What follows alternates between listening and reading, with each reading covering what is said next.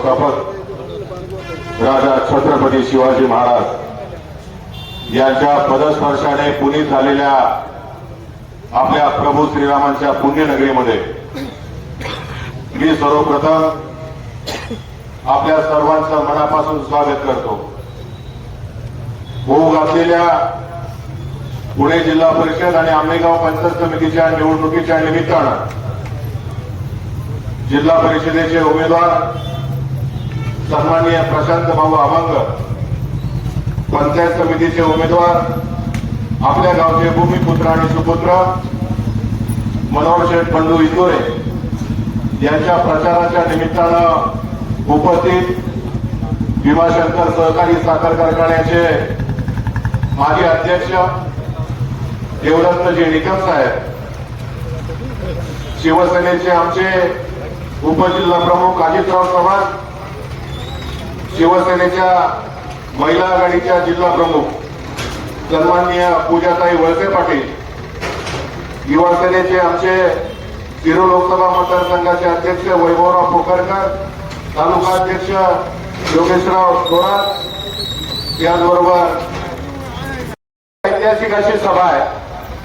आजपर्यंत शिवसेना पक्षाने ज्या ज्या सभा घेतल्या त्या सर्वांना परिचित आहेत। आपण सायंकाळच्या वेळेला सभा घेतली, परंतु आता ही आपण पहिल्यांदाच त्या ठिकाणी सकाळच्या सत्रामध्ये सभा घेतली आहे।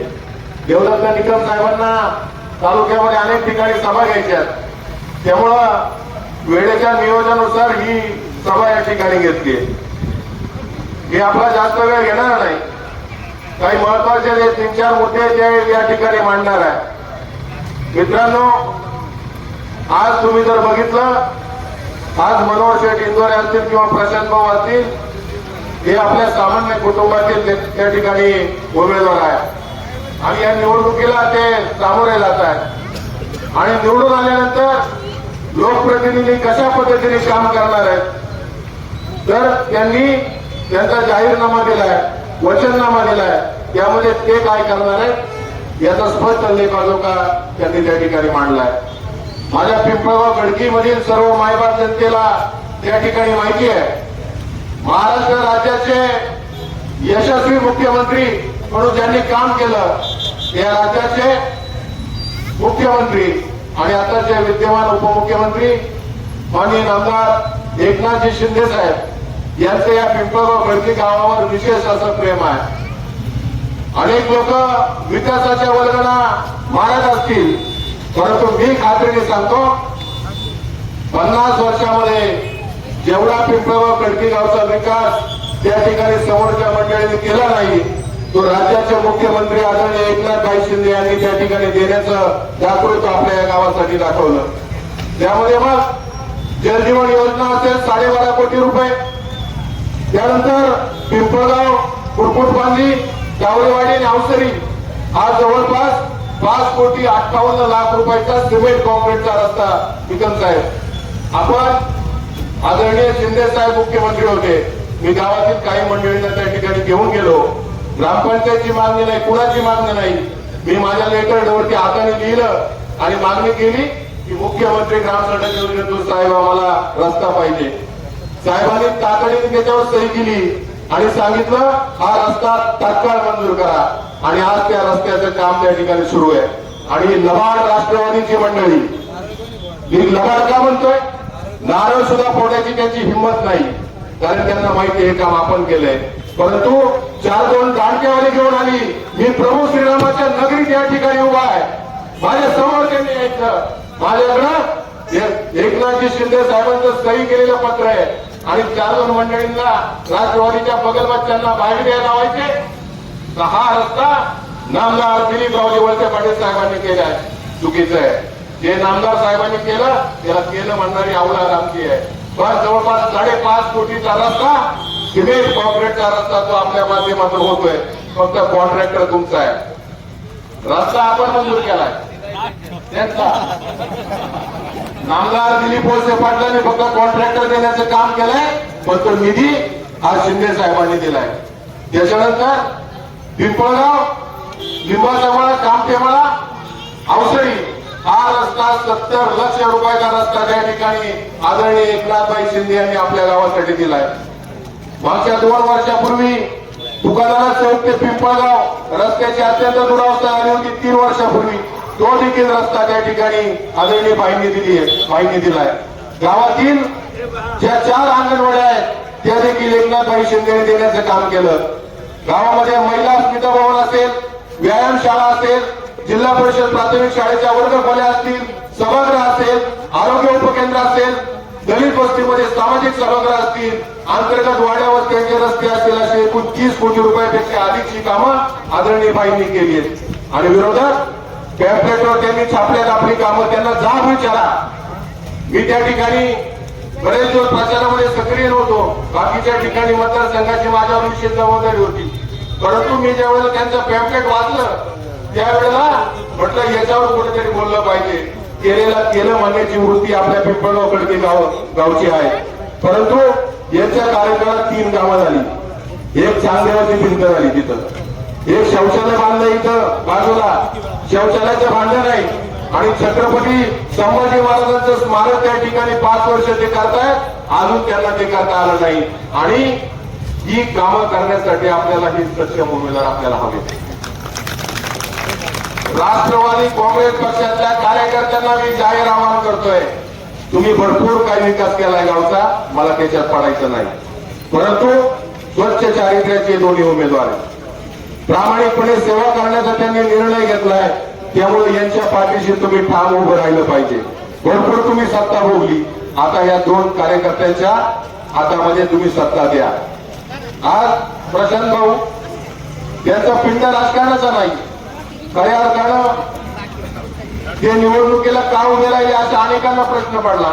परंतु सामाजिक क्षेत्रामध्ये दातृत्व त्यांचं ज्या पद्धतीचं आहे, आज स्वतःच्या खिशातून त्या ठिकाणी 1 कोटी रुपयापेक्षा अधिकच्या रकमेतून त्या ठिकाणी त्यांनी शाळा बांधून द्यायचं काम केलं. आज आपले मनोहर शेठ इंदोरे, आज त्यांचा जो व्यवसाय, त्यांचं पत्रक वाचा. ज्या वेळेला लहानपणी त्यांच्यावर वाईट प्रसंग आला आपल्या पिंपळगावमध्ये, मामाच्या गावात ते राहिले, त्यांचं शिक्षण पूर्ण केलं, मुंबई शहरामध्ये गेले, हमाली केली, लिंब विकली, छोटी मोठी कामधंदे केले, वडापावची गाडी टाकली, पुढे 4-2 गायी घेतल्या, त्याच्यातून एक चांगला गायीचा गोठा निर्माण केला आणि पुणे जिल्हा परिषदेच्या वतीनं आदर्श गोपालक पुरस्कार त्यांना मिळाला. त्यातून पुढे मग एक चांगल्या पद्धतीचा व्यवसाय त्यांनी उभा केला आणि त्यातून चांगल्या पद्धतीचं काम त्यांचं आहे आणि उद्याच्या काळामध्ये ते आपल्यासाठी काम करणार आहेत. समोरचे उमेदवार कोण आहेत जरा आढावा घ्या. मी काय म्हणतो, तुलना करा.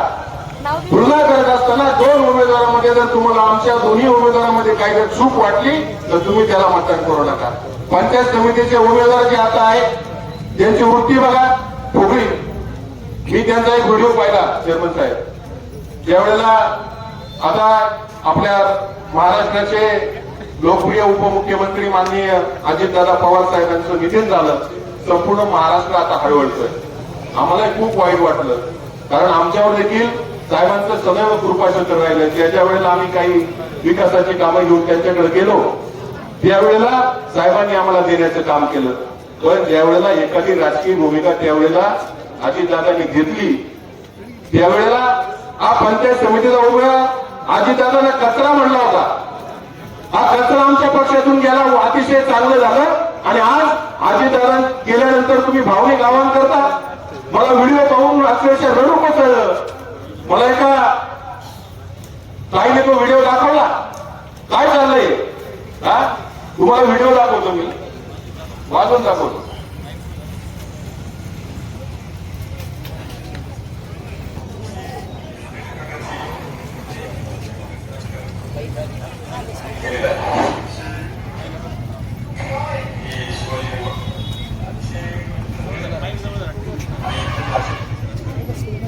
अजित पवारांनी केलेला आहे.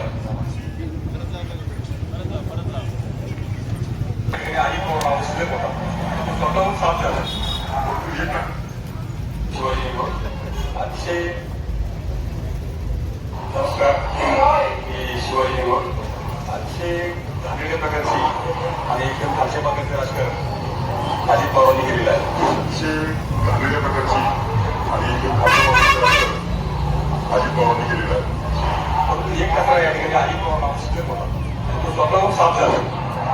एकत्र या ठिकाणी अजित पवार शिल्लक होता स्वतःहून साफ झालाय. अजित पवार सारख्या माणसाने आतापर्यंत पवार साहेबांना खूप वेळा अडचणी त्या ठिकाणी आली.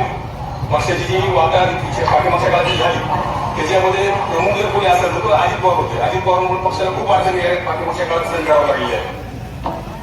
शिवाजी संपत मुर्दाबाद. म्हणजे सांगायचा उद्देश काय आहे, आपली उंची किती, आपण बोलतो किती.